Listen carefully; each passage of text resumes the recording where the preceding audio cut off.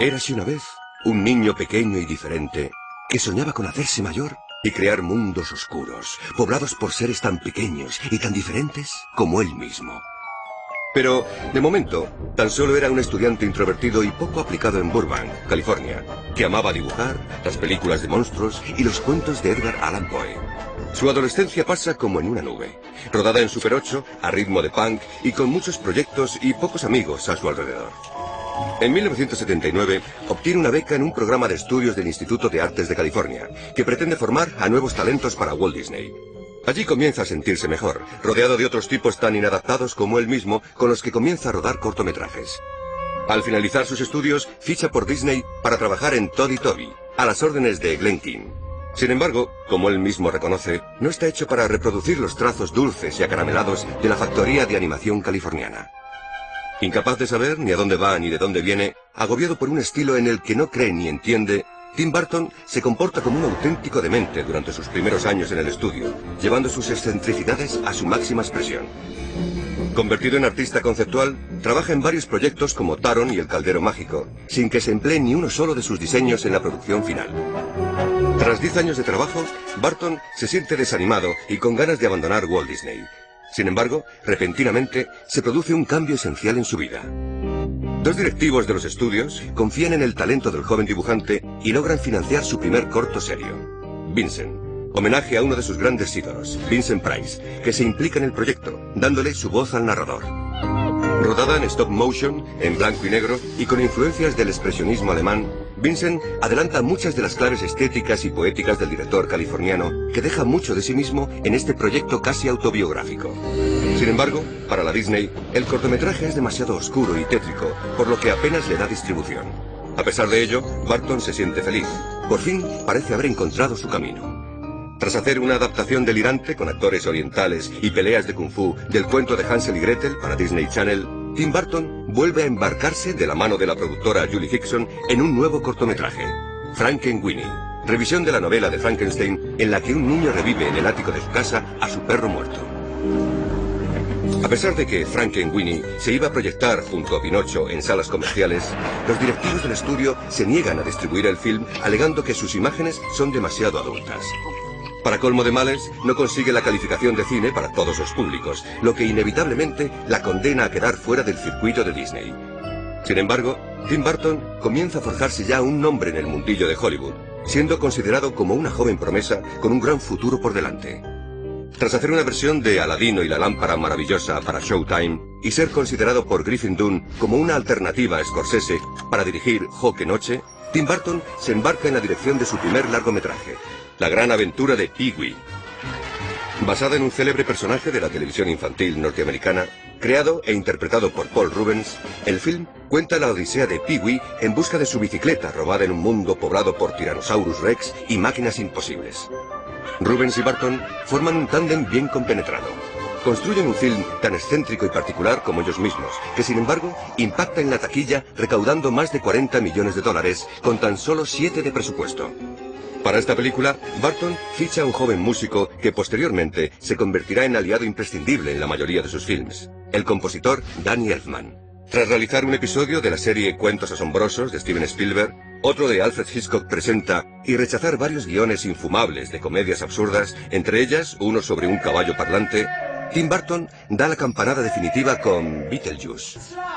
El productor, David Geffen, le propone dirigir un film sobre el mundo del espiritismo desde una perspectiva humorística. El director norteamericano acepta encantado y se sumerge en un universo onírico, un limbo delirante lleno de personajes estrafalarios en el que se mueve como pez en el agua. Técnicamente, Burton se apoya en el diseñador Alan Munro para crear una estética que mezcla la oscuridad con colores saturados y en la que tienen una importancia vital los efectos visuales de Rick Heinrichs, compañero de batallas desde la época de Disney que se inspira en el trabajo del maestro Ray Harryhausen. Destaca la presencia en el reparto de Michael Keaton, Alec Baldwin, Geena Davis y una jovencísima Winona Ryder que da vida a una especie de alter ego femenino del director californiano. El film supone un bombazo de taquilla, logra el Oscar al mejor maquillaje y da origen a una serie de animación que el propio director supervisa. Gracias al éxito de Beetlejuice y de la gran aventura de Pee-wee, Tim Burton es considerado en Hollywood como una especie de rey Midas que convierte en oro todo lo que toca. Esto explica, sin lugar a dudas, el hecho de que la Warner Bros. Confíe en él para dirigir uno de sus proyectos más sonados, la adaptación al cine del cómic de Batman. La producción no fue sencilla. Burton tiene continuos desencuentros con los productores John Peters y Peter Guber, que temen que las excentricidades del director hagan fracasar un proyecto no precisamente barato. Sin embargo, Burton lo tiene claro. Si quieren contar con él, las cosas deben hacerse a su manera. Lo primero que hace es retocar el guión. Se aleja conscientemente de la imagen naif del personaje, heredada de la serie televisiva de los 60, para buscar una perspectiva más adulta e introspectiva. Para ello, se inspira en la revisión que hacen del personaje Alan Moore en La broma asesina y Frank Miller en El regreso del Caballero Oscuro, adaptado posteriormente por Christopher Nolan de una manera mucho más realista. Su segunda decisión es, sin lugar a dudas, la más polémica. Tim Burton elige a Michael Keaton como protagonista del film. Tanto para los productores como para los fans del superhéroe de Gotham, no puede haber una elección más errónea. Warner Bros. Recibe más de 50.000 cartas de queja e incluso las acciones de la compañía llegan a bajar de precio. Sin embargo, Tim Burton sigue adelante sin titubear. Completa el reparto con Jack Nicholson y Kim Basinger, y rueda el film en los estudios Pinewood de Londres, alejándose de la polémica que le rodea en Hollywood. De nuevo, vuelve a buscar en la oscuridad la inspiración estética, y apoyándose en el diseñador Anton Furst, construye una realidad en la que las gárgolas se entremezclan con los artilugios más futuristas. El film rompe la taquilla, recaudando más de 500 millones de dólares y convirtiéndose en todo un fenómeno mediático. Incluso Bob Kane, creador de Batman, aplaude el gran trabajo de Tim Burton. Convertido en un director de éxito, aclamado por los medios, aplaudido por la crítica y amado por sus fans, Tim Burton decide en su siguiente película recordar quién es realmente. Para ello, escribe un cuento gótico que titula Eduardo Manos Tijeras. A través de la emotiva biografía de una criatura nacida como Frankenstein, de las manos de un científico deseoso de crear vida, Tim Burton desnuda ante la cámara sus sentimientos infantiles, ligados a la actitud de la sociedad ante personas que no se ajustan a sus cánones vitales. Además de en el libro de Mary Shelley, Burton se inspira en el cuento de La Bella y la Bestia para escribir junto a Caroline Thompson un guión que la Warner no quiere producir, más interesada en que Burton haga una secuela de Batman. Será finalmente la 20th Century Fox la que se haga cargo del proyecto, poniendo sobre la mesa varias opciones para el papel principal. Desde Tom Cruise, Tom Hanks o Robert Downey Jr. suenan para dar vida al personaje de Eduardo. Finalmente, el papel cae en manos de un joven actor de televisión, Johnny Depp, que hace un gran trabajo. Junto a él aparecen Winona Ryder, Diane Weiss y Vincent Price, que fallece poco después de acabar el rodaje, interrumpiendo bruscamente un proyecto de Tim Burton sobre la biografía de este gran actor. La película es un pequeño cuento de hadas, tan original visualmente que sorprende en cada plano. Eduardo Manos Tijeras supone un fracaso de taquilla, pero sitúa al realizador en una categoría diferente, la de director de culto. Tras hacer un pequeño papel como actor en la película Singles de Cameron Crowe, Tim Burton retoma el personaje de Batman, dirigiendo Batman Returns. La película ahonda en la vertiente más gótica y personal del director, lo que le enfrenta una vez más a la productora de la película, Warner Bros. Sin embargo, Burton hace prevalecer una de las condiciones que pacta al aceptar dirigir el film: tener libertad creativa absoluta. A pesar de que el film recauda más de 160 millones de dólares, los estudios retiran su confianza en Burton, que no vuelve a dirigir ninguna de las secuelas posteriores. Al mismo tiempo que se hace cargo de Batman Returns, Tim Burton comienza a redactar e ilustrar un libro de poemas que narra cómo el rey del país de Halloween quiere convertirse en Papá Noel. El libro termina convirtiéndose en una película, Pesadilla antes de Navidad. Al estar volcado en la producción de Batman Returns, Burton no puede dirigir el film, por lo que delega la realización en Henry Selick, ex compañero del director californiano en los estudios Disney. La película sigue la estela estética y técnica marcada por Vincent, pero elevando la complejidad de ambos aspectos hasta un nivel tal que convierte a Pesadilla antes de Navidad en una pequeña joya de la animación moderna. Tras 3 años de larga y tediosa producción, motivada por el empleo de la técnica del stop motion, que consiste en ir rodando los movimientos de los muñecos fotograma a fotograma, el film se estrena en Estados Unidos, logrando un éxito relativo de taquilla. Sin embargo, su verdadero éxito no radica en la recaudación cinematográfica, sino en la capacidad que han demostrado Jack Skellington y compañía de convertirse en pequeños iconos de una animación rebelde que va más allá de los modelos edulcorados de Disney. Como si la experiencia de Pesadilla antes de Navidad le hubiera dado alas para adentrarse en el lado más salvaje y freak de la creación audiovisual, Tim Burton coge el toro por los cuernos y va directo al centro de la excentricidad cinematográfica. Para ello, se lanza a dirigir Ed Wood, biografía del autodenominado peor director de la historia. Johnny Depp interpreta a este peculiar cineasta, tan imaginativo como maníaco, que realizó diversos largometrajes de bajo presupuesto durante la década de los 50. Le acompañan en el reparto Bill Murray y Martin Landau, que da vida a un decrépito Bela Lugosi, papel por el que obtiene el Oscar al mejor actor secundario. Además de este premio, el film logra alzarse con el Oscar al mejor maquillaje. La película, rodada en blanco y negro y con un presupuesto muy ajustado, es considerada por un amplio sector de la crítica cinematográfica como la obra más completa del director estadounidense. Siguiendo el ejemplo de Ed Wood, Tim Burton decide dirigir su propio film marciano de ciencia ficción. Así nace Mars Attacks. Tomando como premisa argumental las historias aparecidas en una colección de cromos de los años 50 sobre una invasión alienígena, Jim Gells escribe un guión gamberro, repleto de humor negro que Burton lleva a la gran pantalla. Por esas casualidades del destino, el film se estrena casi a la vez que Independence Day, por lo que para muchos espectadores se convierte casi en una parodia inteligente del cine que abandera el director Michael Bay. La película cuenta con un sobresaliente elenco de actores, entre los que destacan Jack Nicholson, Pierce Brosnan, Glenn Close, Michael J. Fox, Natalie Portman o Jack Black, entre otros. Aunque Burton desea hacer los marcianos con la técnica de stop motion, los productores se niegan asustados por su alto coste. Finalmente, será ILM, la empresa de efectos especiales de George Lucas, la encargada de crear los personajes, animándolos en 3D. El público estadounidense no encaja de buen grado las críticas que Burton vierte sobre su estilo de vida y castiga al film con una recaudación en taquilla muy por debajo de lo esperado. Si para realizar Ed Wood y Mars Attacks, Tim Burton viaja hasta los años 50 del siglo pasado, para su siguiente film, el director californiano busca su inspiración mucho más atrás en el tiempo. Toma un cuento clásico de Washington Irving sobre un jinete sin cabeza que atormenta con sus crímenes a un pequeño pueblo a finales del siglo XVIII, y lo adapta a su estilo. La película se titula Sleepy Hollow. A pesar de que el film reúne bastantes condimentos capaces de atraer la atención de Burton, no fue una elección sencilla para el director. Tras el fracaso en taquilla de Ed Wood y Mars Attacks, el realizador de Batman no puede permitirse otro tropiezo.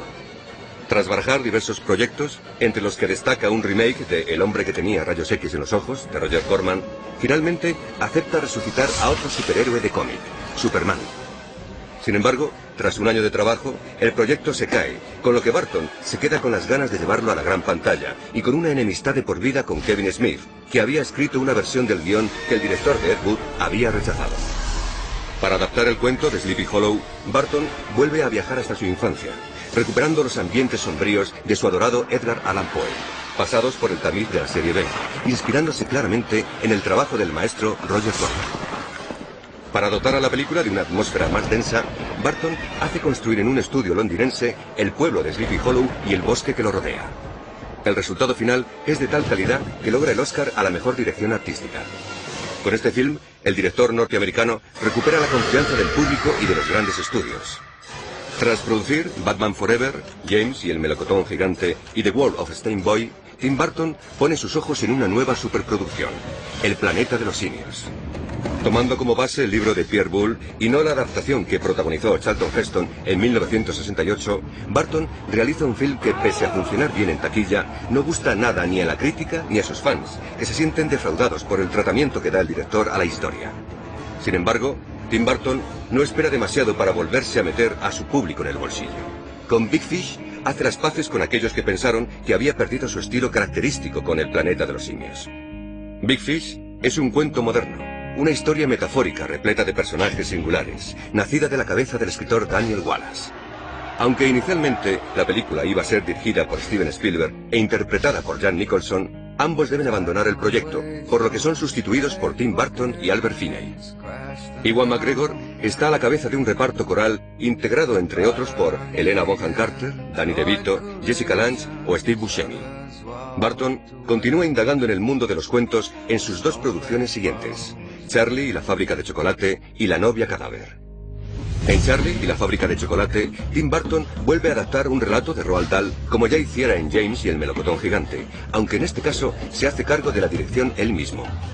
A pesar de que Marilyn Manson parecía tener un acuerdo con el director de Ed Wood para interpretar a Willy Wonka, finalmente es Johnny Depp el que se lleva el gato al agua. El film vuelve a demostrar el amor que tiene Tim Burton por cuidar hasta el extremo la escenografía de sus películas, que en este caso se ven acompañadas por las complejas coreografías que adornan sus imágenes.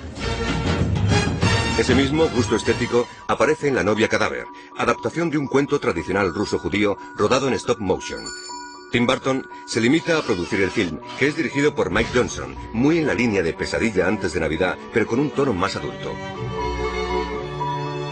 Algo parecido sucede con Sweeney Todd, el diabólico barbero de la calle Fleet. La atmósfera de cuento de hadas que rodea sus imágenes camufla la crudeza de una historia tan macabra como escabrosa. Tim Burton gana la partida a Alan Parker o a Sam Mendes al hacerse cargo de la adaptación de este musical de Broadway creado por Stephen Sondheim. Para ello, el director californiano radicaliza el estilo mostrado en Sleepy Hollow y construye una narración en la que sobresalen Johnny Depp, Helena Bonham Carter y Alan Rickman. El film se alza con el Oscar a la mejor dirección artística y es bien recibido tanto por la crítica como por el público. Tim Burton ya es ese adulto capaz de crear mundos de fantasía que soñó ser siendo un niño. Sin embargo, para cerrar el círculo, afronta un proyecto que quizás solo él puede llevar adelante: la adaptación al cine de Alicia en el País de las Maravillas de Lewis Carroll, un proyecto que le va como anillo al dedo. A este trabajo se suman otros como producir la película Nine con Jennifer Connelly o la adaptación a la gran pantalla de la serie Dark Shadows con Johnny Depp en el reparto. Aunque casi toda su obra le ha mantenido sumergido en un mundo irreal, Tim Burton se ha ganado en el mundo real un puesto entre los 10 magníficos del cine actual. Tim Burton es por derecho propio el gran cuentacuentos del cine actual, con todo el respeto para Terry Gilliam. Siguiendo la estela de su maestro, Roger Corman, el director californiano ha sido capaz de viajar al futuro y al pasado, más allá de la vida y de la muerte, para narrar historias tan poco convencionales como poéticas. Bebiendo de las fuentes de la cultura gótica que encarnan escritores clásicos como Edgar Allan Poe o Mary Shelley, Burton ha logrado crear una estética propia que le identifica casi al instante. El director californiano no esconde sus influencias que van desde el cine de los expresionistas alemanes a las animaciones stop motion de Ray Harryhausen, pasando por el cine de la Hammer, la serie B estadounidense de los años 50 o el trabajo del dibujante Edward Gorey. Así, ha creado un estilo visual propio, en el que la escenografía de cada secuencia se cuida al detalle, cobrando tal importancia que puede considerarse casi como un personaje más en la narración. Con una iconografía repleta de referencias a la muerte, en la que abundan las líneas torcidas, las espirales y los claroscuros, Burton debe mucho al trabajo de su gran amigo y colaborador, Rick Heinrich, diseñador de producción de sus trabajos más personales. Algo parecido sucede con Danny Elfman. El compositor ha logrado dar tal personalidad a sus trabajos junto al director norteamericano que su estilo es instantáneamente reconocido por la audiencia con tan solo oír algunas notas de sus composiciones. Como vemos, con todos estos mimbres, Tim Burton compone mundos irreales poblados por personajes todavía más peculiares. Aunque él se empeñe en negarlo repetidamente, la mayoría de los protagonistas de sus películas tienen algo en común con el director de Beetlejuice: su incapacidad de integrarse fácilmente en la sociedad. Son personajes alienados por su propia sensibilidad, que viven ajenos al mundo, en una realidad paralela en la que se sienten libres. Son héroes torpes y descoordinados, que para otros directores serían simplemente complementos cómicos de la narración.